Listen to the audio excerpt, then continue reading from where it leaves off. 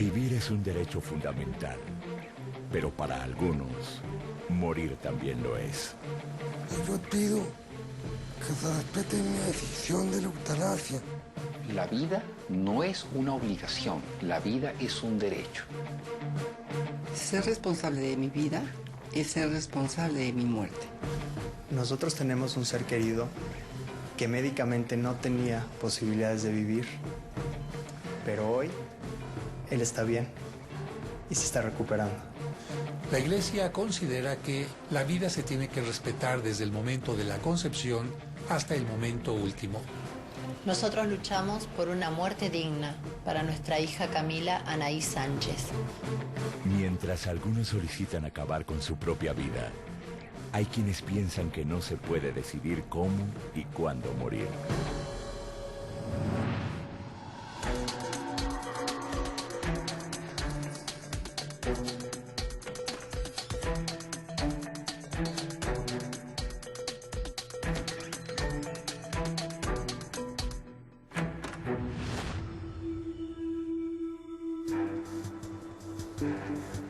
Existen dos tipos de eutanasia permitidas por la ley en algunos países: la activa y la pasiva. En la activa, se aplica al paciente un mortífero que acabará inmediatamente con su vida. En la pasiva, se desconecta al enfermo de todo aparato que lo mantenga vivo de forma artificial. La eutanasia proviene del griego eu, que significa bueno, y thanatos, que significa muerte. Entonces, con esta palabra queremos hablar de el bien morir, de tener una muerte donde lo que haya no sea dolor, pero que sea una muerte digna a la vida que el paciente ha tenido. Detrás de cada decisión, hay una historia de vida que lleva a hombres y mujeres a optar o no por la eutanasia.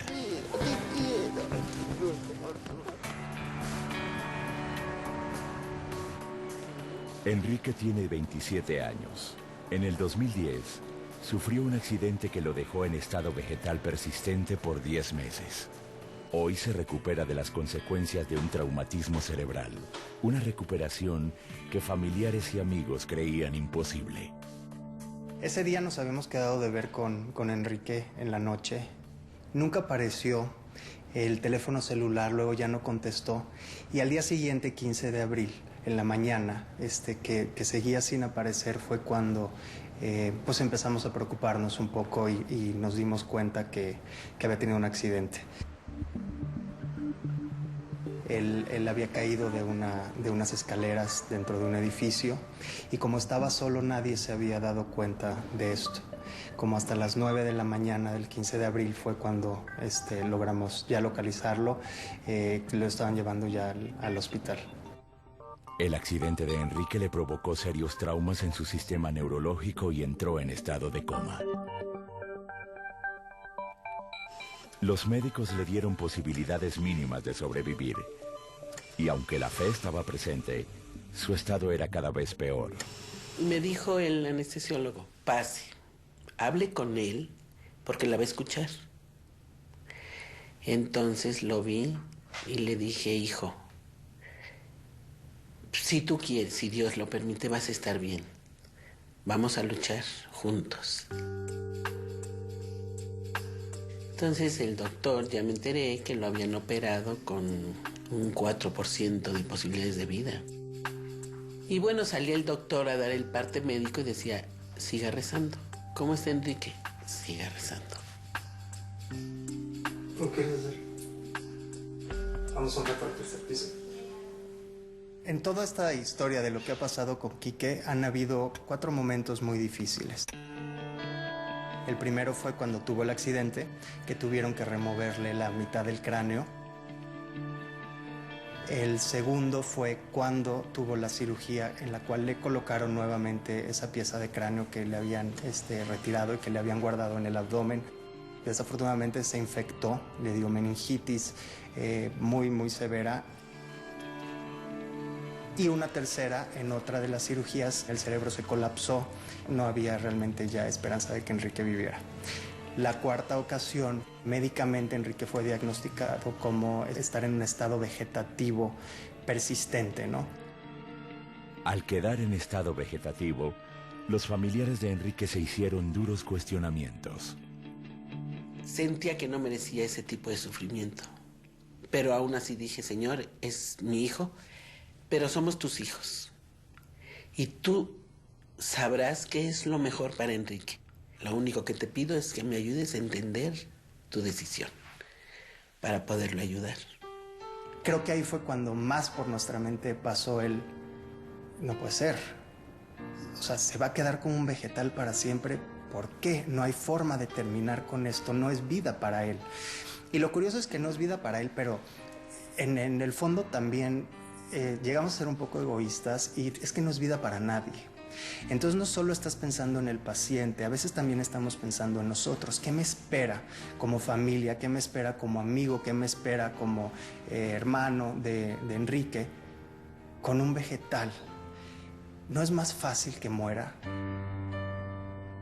El problema con que nos enfrentamos nosotros es el problema de detener un proceso de morir y detenerlo cuando no debería ser detenido.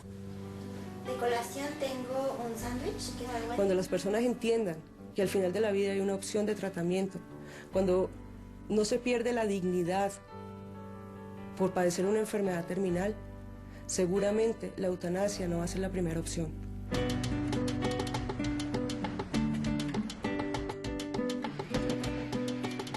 Camila nació el 27 de abril de 2009. Carlos y Selva ya tenían una niña, Valentina, y esperaban con felicidad a su segunda hija. Tuve un embarazo hermosísimo, de 9 meses en término, y Camila estaba predestinada a ser una bebé sana. Cuando llego a la clínica, una partera me rompe la bolsa. El líquido sale con fuerza, arrastra el cordón umbilical y se produce lo que se llama procedencia de cordón umbilical. Provocó en Camila un daño neurológico severo e irreversible, producto de la hipoxia, la falta de oxígeno. Por más que los médicos hayan hecho una cesárea de urgencia, no fue tal, porque cuando Camila nació, nació muerta.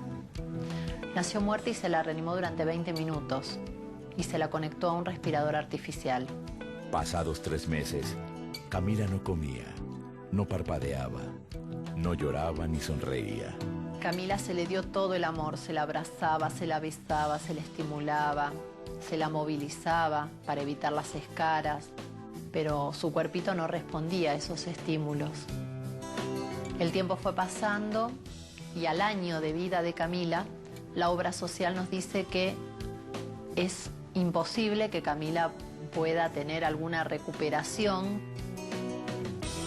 En ese momento sentí que la vida de Camila estaba perdiendo sentido.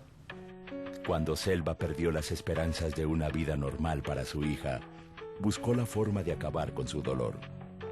Cuando uno tiene un hijo, lo más hermoso es ver cómo al mes, a los 2 meses, a los 5 meses van apareciendo nuevos indicios de que está creciendo, de que está aprendiendo. Cuando a Camila le salió los dientes, realmente no fue una alegría para mí, porque dije, nunca va a poder morder, nunca va a poder comer y masticar su alimento. Siempre el alimento le fue pasado por una sonda a través de un botón gástrico conectado directamente al estómago. Esos pequeños cambios que uno esperaba nunca llegaron. Por eso la resignación y la aceptación a esto que esperábamos, que era la paz definitiva de Camila. Yo sé lo que necesitaba mi hija, sé que necesitaba no vivir pendiente de los aparatos, ni de las drogas, ni de las invasiones, y bueno, yo veía que sufría. Muerte cerebral significa que la persona está muerta, que su espíritu ya ha salido del cuerpo y se encuentra con Dios, y por lo tanto, si se desconecta a una persona que tiene muerte cerebral, se está actuando en una forma ética. Desconectar a Camila fue un camino con miles de obstáculos, pues en Argentina no estaba permitida la eutanasia pasiva. Selva pidió ayuda ante la ley para desconectar a Camila. Cuando ella me pidió ayuda para desconectar a Camila, sin procesarlo absolutamente nada, lo contesté así en crudo y le dije, ¿vos pretendés que yo te ayude a hacer una ley para matar a tu hija?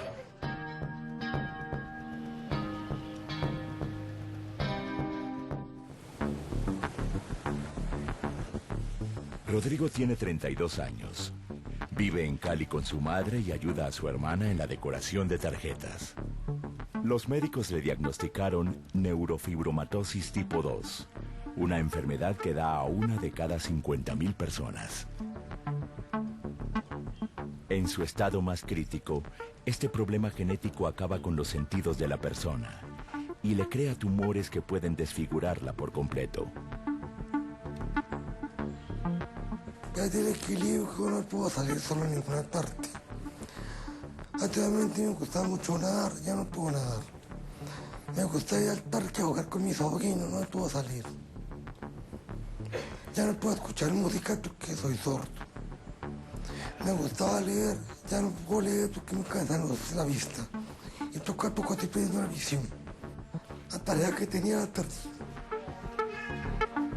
Yo me siento como que estoy viendo en un cuarto que ya no funciona, ni defectuoso, que no puede ya alcanzar las cosas que quería antes, las metas que tenía. Sí, estoy encerrado en mi cuarto. Esta enfermedad se produce por un desorden genético que inhibe el trabajo de la proteína supresora de tumores. Como de los 20 años, le notamos que él se le iba la respiración y ya después de los años fue que se le agudizó más y ya él se puso, ya iba perdiendo como el equilibrio. Rodrigo fue intervenido quirúrgicamente sin lograr ninguna mejoría. No es curable porque como es una enfermedad rara, los gobiernos no deciden mucho dinero para investigaciones. Y los laboratorios tampoco investigan porque el porcentaje de personas que tienen la enfermedad es muy pequeño. Entonces no les interesa investigar sobre esas enfermedades. No tienen cura. Al no contar con recursos para someterse a cuidados paliativos que hagan menos duro su dolor, Rodrigo busca algo definitivo. Estoy pensando en eutanasia prácticamente desde hace más o menos 2 años, Karen, más o menos.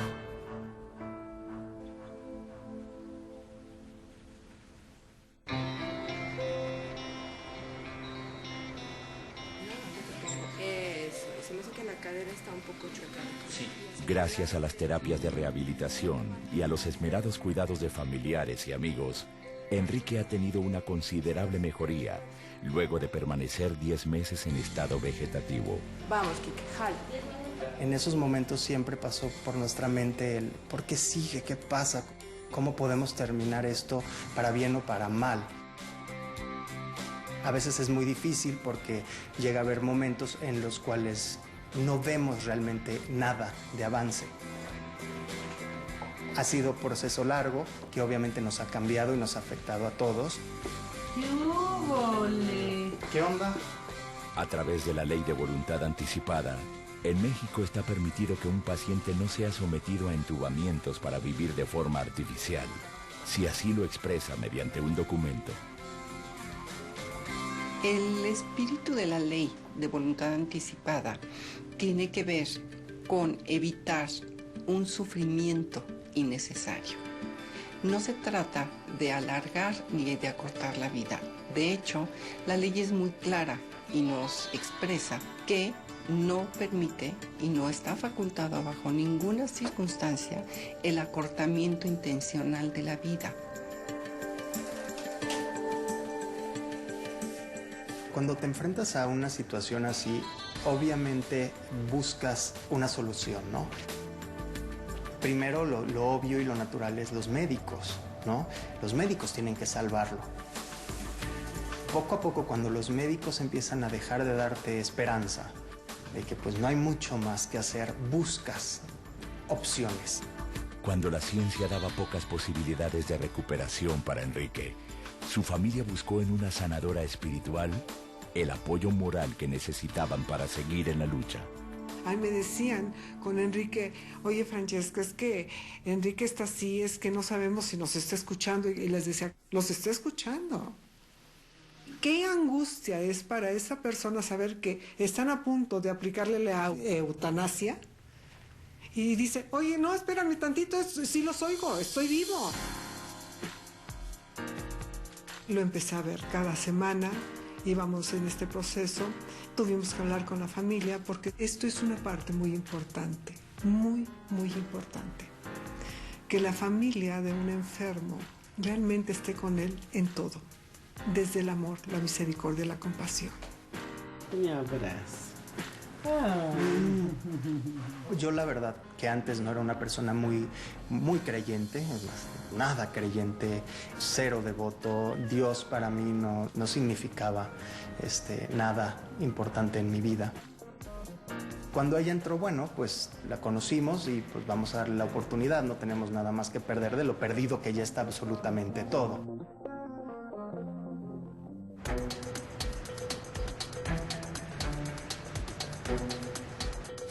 Después de que Camila naciera con un problema neurológico que la obligaba a estar conectada a diferentes aparatos para vivir de modo artificial, Selva inició una lucha por darle una muerte digna a su hija.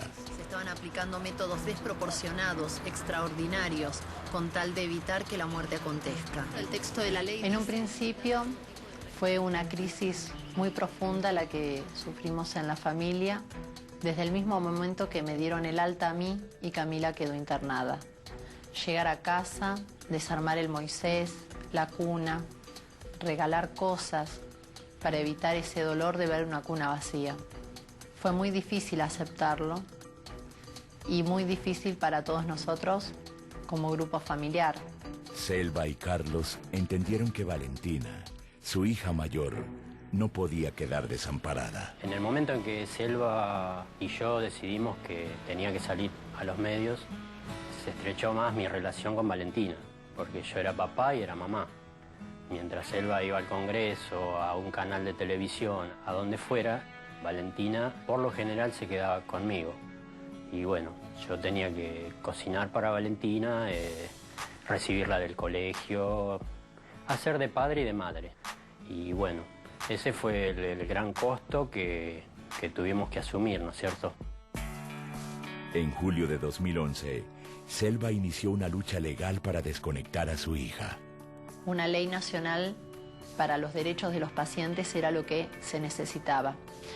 La ley 26.529 de derechos de los pacientes era una ley que había sido sancionada allá por octubre del 2009, pero nunca había sido reglamentada.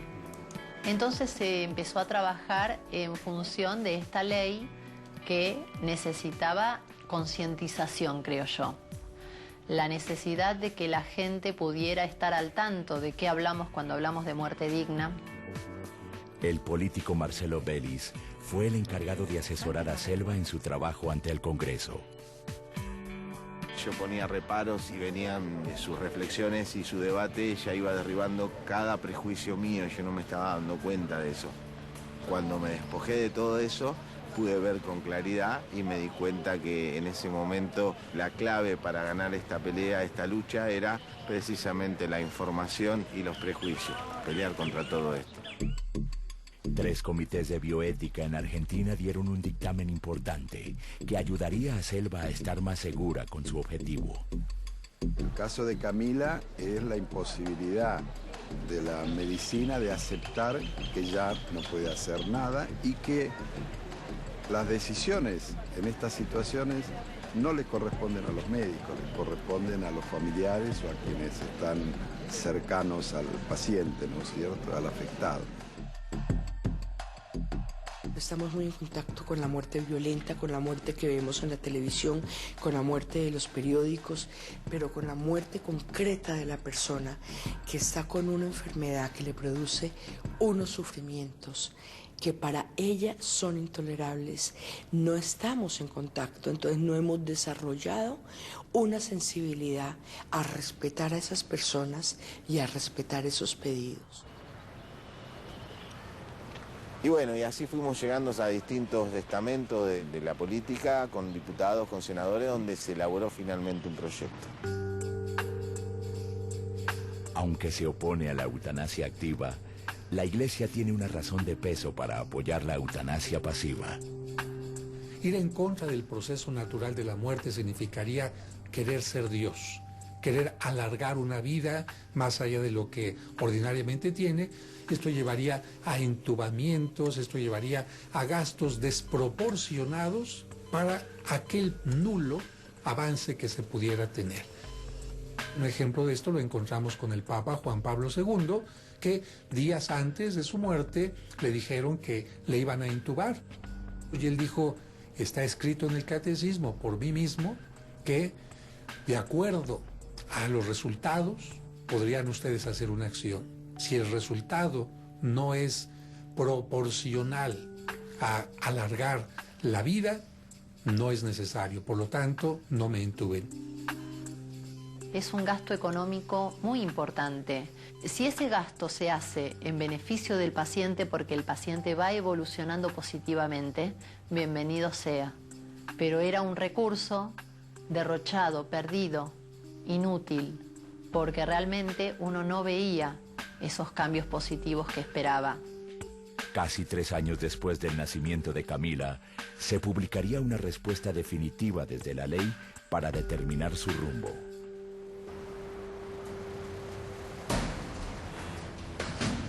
Para muchos, solo un Dios divino puede acabar con la vida de una persona. Pero ante situaciones extremas, algunos delegan ese poder a la medicina a través de la eutanasia. Algunas personas creen que la eutanasia va en contra del juramento hipocrático, aquel que hacen los médicos para conservar los principios éticos y morales de la profesión. Gustavo Quintana tiene 64 años. Es médico y está a favor de la eutanasia. La ha practicado en más de 100 ocasiones a solicitud de sus pacientes. ¿Cuántas veces en una sala de espera de un cuidado intensivo tú oyes la frase, ¿por qué mi Dios no se acuerda de él? ¿Qué estamos diciendo con eso? Que entendemos que morir en muchos momentos es algo salvador para el que se va. Y eso también de alguna manera alivia la tensión y el sufrimiento de una gente que está viendo morir a su ser querido. Rodrigo lleva 2 años esperando la muerte. En Colombia se puede aplicar la eutanasia bajo 3 condiciones. Que un médico certificado sea quien la aplique, que el paciente la pida en diferentes etapas de su enfermedad y que ésta sea degenerativa. Siempre y cuando sea solicitado por el paciente. Y es un paciente que tiene que ser competente, que tiene que estar lúcido y que lo tiene que pedir, y lo tiene que pedir más de una vez. Y lo tiene que pedir en diversos momentos de su evolución, porque no se puede correr el riesgo de que una persona de pronto en una situación impulsiva, por un dolor desesperado, por una situación existencial de un momento, haga la solicitud. El doctor Quintana sigue de cerca el caso de Rodrigo, quien desea que se le aplique la eutanasia. Este paciente ha perdido la posibilidad de la fuerza en sus manos. O sea, siempre que ha entrado a una cirugía, ha entrado en un estado y desafortunadamente, después de las cirugías, él nota que perdió capacidades sensitivas, musculares, que no las puede volver a utilizar. Imagínense una persona que, como nosotros, está oyendo, entra a una cirugía y después de retirarle unos tumores que están cerca de su oído, sale sordo. Yo he buscado diferentes ayudas, tanto con el gobierno como en otras entidades, ministerios, diferentes partes. Ayudas para que la salud, las citas médicas, el servicio médico sea mejor, más rápido, más eficiente. Y son negativas. Y pues por parte de la sociedad también le cierran las puertas posibilidades que tenga. Entonces ya la única alternativa que tengo es eso. La Fundación Derecho a Morir Dignamente se creó en Colombia y es una abanderada en el tema de la eutanasia. Una de las primeras cosas que hizo DMD fue sacar un documento que se llama Esta es mi voluntad, donde el paciente firma con unos testigos que en caso de que le suceda X o Y condición, no acepta que le hagan reanimaciones o que le den medidas de soporte vital o que le prolonguen artificialmente la vida, sino que dejen el curso de su enfermedad. Y también tomar la decisión de en qué momento él quiere y puede renunciar a tratamientos. Pero en este momento, Rodrigo busca la eutanasia activa, una inyección letal que acabe de raíz con su dolor. La eutanasia activa es legal en Bélgica, Holanda y Luxemburgo. En los Estados Unidos es ilegal, excepto en Oregón, Washington y Montana. En Colombia, la eutanasia con autorización del paciente está despenalizada desde 1997. Tenemos la sentencia de la Corte que lo despenalizó. En este momento falta que el Congreso lo legisle y lo reglamente para que pueda ser una práctica sin mayores complicaciones. Señora, muy buenas tardes. Gustavo Quintana ha aplicado la eutanasia a más de 100 personas en los últimos 30 años. Rodrigo, ¿cómo te va? La actitud de mis pacientes, cuando ellos, después de fijar su fecha para su eutanasia, llego a su casa, yo no te podría negar que siempre la primer mirada que recibo de mis pacientes es dándome con sus ojos un gracias muy grande. En términos generales, la religión católica considera la eutanasia como un acto no ético. No es la solución. O sea, la dignidad no se pierde. Se pierde unas capacidades, se pierden unas posibilidades. Obviamente se perdió la calidad de vida desde un punto de vista de realización de cosas, pero no se perdió la calidad humana suya como persona.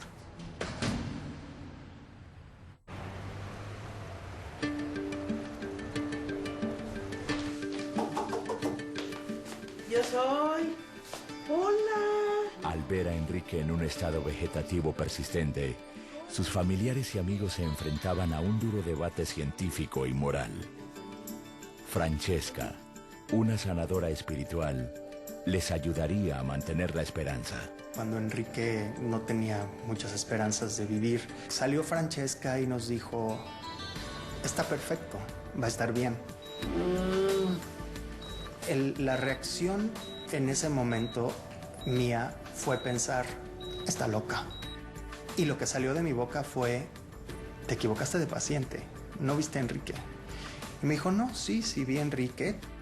Y nos dijo que iba a estar bien. Vimos que Enrique tenía posibilidades y trajimos a su alma a que tomara nuevamente su cuerpo. Y Enrique está aquí. Para los médicos, la mejoría de Enrique siempre fue una posibilidad. Luego de 10 meses en estado vegetativo e intensas terapias, él recuperó completamente la conciencia.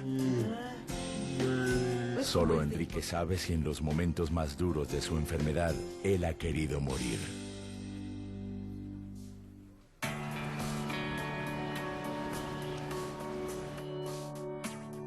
Camila llegó a cumplir 3 años de edad, atrapada en un cuerpo que nunca dio señales de vida. El 1 de junio de 2012, Selva es autorizada legalmente para desconectar a su hija. Ese mismo día, Carlos y yo nos acercamos para hablar con el equipo médico tratante de Camila, para decirles que ahora sí estaba la ley, que ahora estaba ese marco legal que se necesitaba para permitir partir a Camila dignamente. Podían llegar a limitar el esfuerzo terapéutico, que ellos tendrían todas las garantías de que nosotros no íbamos a iniciar ningún tipo de acción judicial contra el centro de salud. Pero aún con una ley, algunos médicos no estaban preparados para este acto. Fue muy difícil que los médicos nos acompañaran en ese momento porque todavía había dudas, todavía había temores. Uno de los médicos directamente ni se presentó en el servicio. Entonces la acción tampoco se pudo llevar a cabo el día miércoles. Qué bueno que muchas personas abran su corazón, su mente y sepan ponerse en el lugar del otro, que pueden lograr interpretar también que el amor es entrega y quien ama no retiene, sino que deja volar.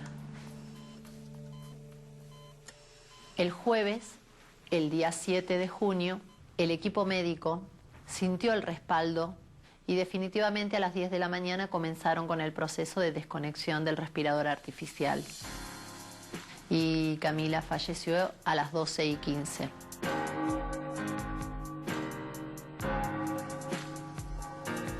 La sensación fue de alivio, de paz, de tranquilidad, saber que era lo que Camila estaba necesitando.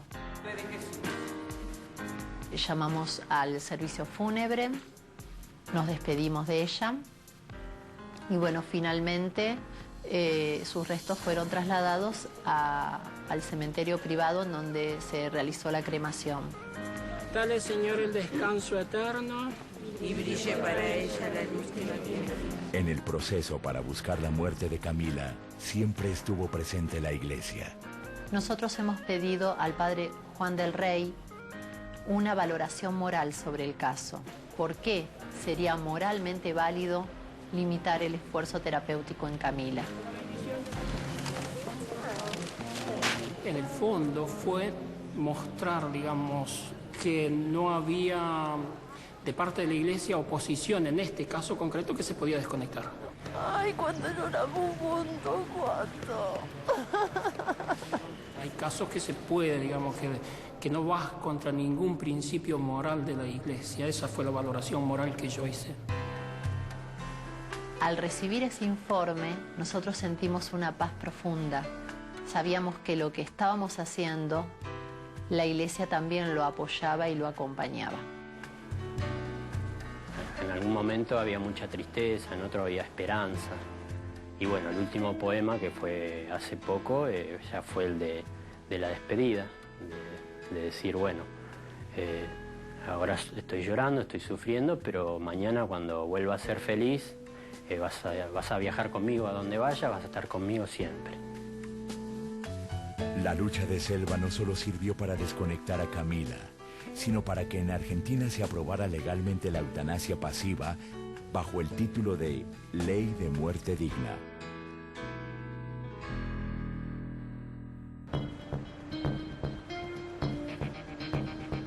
Si alguien por alguna razón me pide su eutanasia, requiero por lo menos verificar que ese paciente tiene un sufrimiento o una pérdida de dignidad tan grande que lo pone al borde de renunciar a su derecho a seguir viviendo. Rodrigo sufre una enfermedad que le impide llevar una vida normal. Yo opté por eutanasia. Entonces busqué la fundación Tengo Derecho a Morir Dignamente. Ellos me hicieron el favor de contratarme con el doctor Quintana, que es la persona que hace la eutanasia en Colombia. Esto para mí fue un mandato ético que yo asumí mucho antes aún de que la eutanasia fuera despenalizada en Colombia, porque simplemente no podría desligarme de presenciar un dolor de una persona que está cerca de su muerte y que me parecería absolutamente tonto dejarla sufrir. ¿Cómo podemos ir organizando lo tuyo para dejarte posibilidades? Mucha gente pide la muerte porque tiene miedo a quedarse sola, porque se siente un estorbo, porque tiene miedo al dolor. Creo que en este caso se pueden buscar algo que disminuya el dolor de las personas y generalmente quien ha tenido el acompañamiento de un tanatólogo o una tanatóloga se arrepiente de haber pedido que le quitaran la vida. Vengo con la intención de escuchar la expresión de tu deseo respecto de tu deseo final. Yo no aceptaría que él se hiciera la eutanasia porque pues él fuera una persona que estuviera inválida y que no pudiera levantarse ni nada, pues sí. Que de pronto fuera una enfermedad terminal que ya no tuviera solución, pues de pronto sí, pero pues para él no. Eso me permite considerarte mi paciente y expresarte ¿En qué consiste el método que empleo? Si se considera la eutanasia desde el punto de vista ético, muchas personas consideramos que el paciente tiene derecho a vivir hasta donde él pueda y quiera vivir, y su vida tenga sentido para él, y él tolere su calidad de vida. La familia de Rodrigo se opone a la eutanasia y espera que él acepte su enfermedad. Yo he hablado con ellos de que me apoyen en lo de la eutanasia. Y ellos se oponen por diferentes razones. En algunas dicen que Dios me está castigando. Otras que yo no voy a meter las manos, porque esto es lo que escoge Dios. Es que Dios sabe cómo hacer las cosas. Otras que se oponen es por el sitio. Porque tener un muerto en la casa, sacar un muerto en la casa es difícil. Los demás no tenemos derecho a imponerle el monto de sufrimiento a las otras personas. ¿Qué hago yo? Evalúo al paciente. Después miro en qué entorno vive, si tiene las ayudas, el afecto y la comprensión y sobre todo el respeto por su decisión de la familia con la cual vive. Es posible que algún día entendamos que todas las limitaciones que él siente le hacen desear que es mejor no estar vivo, ¿cierto? Y descansar. Termino tratando de hacerle entender a su familia que ojalá ellos pudieran meterse en los zapatos de su ser querido para que de alguna manera pudieran entender que esta persona no tiene por qué continuar sufriendo de la enfermedad que lo lleva al borde de morir. Estaremos esperando a que ustedes respeten la decisión de él. Tú tienes derecho a plantear tu punto de vista, pero ese punto de vista, desafortunadamente, va posiblemente a hacer que él viva una vida que no quiere. Y una vez que la familia así no comparta la idea del paciente, pero respete la decisión que su ser querido toma, procedo a indicarle al paciente que él decida en qué momento desea que se haga su proceso de eutanasia. En la eutanasia activa que practica el doctor Quintana, se inyecta un anestésico y un despolarizante cardíaco vía intravenosa, que paraliza el corazón de forma permanente. El paciente muere a los 2 segundos.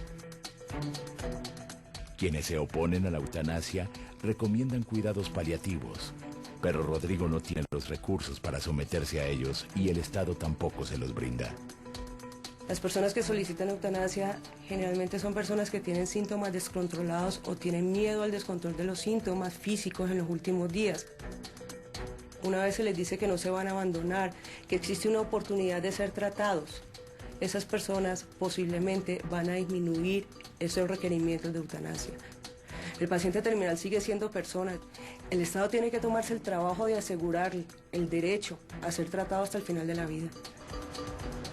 En la larga espera de una opción distinta a la eutanasia, la neurofibromatosis tipo 2 que padece Rodrigo está acabando lentamente con su vida. En Holanda, más de 3.000 personas piden la eutanasia cada año. La familia de Enrique prefirió esperar por meses una mejoría. Siempre existió la esperanza, la fe de que algo podría cambiar. Y yo siempre estuve muy seguro en el que si Enrique iba a luchar por vivir y estaba vivo es porque estaba luchando y por ende tendríamos que estar a su lado y apoyarlo hasta que él decidiera que ya no iba a seguir adelante. Yo siempre sentí que Enrique me escuchaba, siempre, aún con los ojos cerrados. Cuando los abrió y se me quedaba viendo, yo sentía que me estaba diciendo, sí te estoy escuchando, sí sé lo que me estás diciendo. Mira. Pese a que los doctores decían, pues es un acto reflejo. No tiene esa conciencia todavía, Enrique.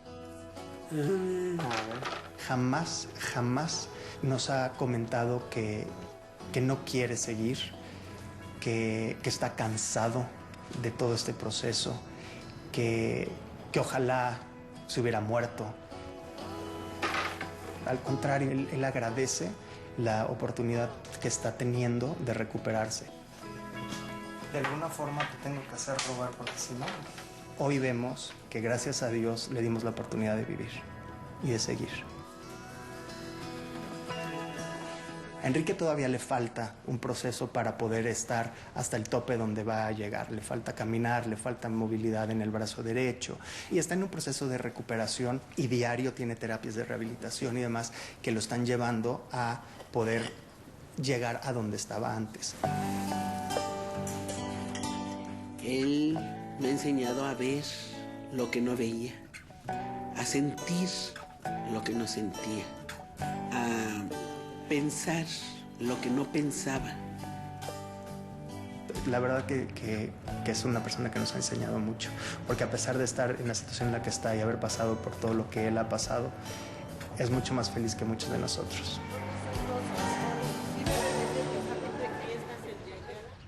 El doctor Quintana tiene una posición radical y objetiva frente a la eutanasia. Ya tuve la oportunidad en una ocasión de que mi hijo tuviera, él es piloto, y cayó a 1800 metros de la pista. Afortunadamente salió bien, pero llegué a imaginarme que si mi hijo perdía toda su posibilidad en ese momento y él me pidiera, papi, no quiero vivir en esta forma, con el mayor dolor habría tenido que hacerle la eutanasia. La Iglesia considera que la vida se tiene que respetar desde el momento de la concepción hasta el momento último. Por lo tanto, está en contra de la eutanasia, que significaría, en forma pasiva o en forma negativa, propiciar la muerte de la persona. Cuando una persona del otro lado opina tan diferente a uno, se genera esta controversia. Es muy difícil poder reconocer este dolor y este sufrimiento.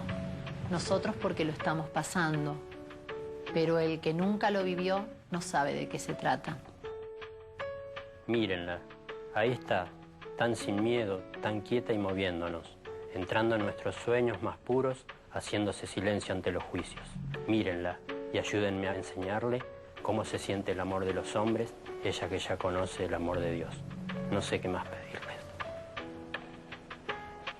El derecho más grande del enfermo es que el enfermo sea respetado en sus decisiones, sea respetado en su voluntad respecto a su proceso de vida y también, por supuesto, a su proceso de muerte. Rodrigo ya firmó el documento Esta es mi voluntad, en donde pide no ser conectado a ninguna máquina cuando pierda por completo sus facultades. Y también un testamento vital en donde exige ante una notaría de Cali que se le aplique la eutanasia activa. Hoy, cuando aún conservo el uso completo de mis facultades mentales, libre de presión alguna, consciente de lo finito de mi existencia y de mi derecho a elegir las condiciones en que deseo que ésta llegue a su culminación, manifiesto a ustedes mi irrevocable voluntad de que me sea aplicada la eutanasia activa por inyección letal. ¿Quién es el dueño de la vida de cada ser humano?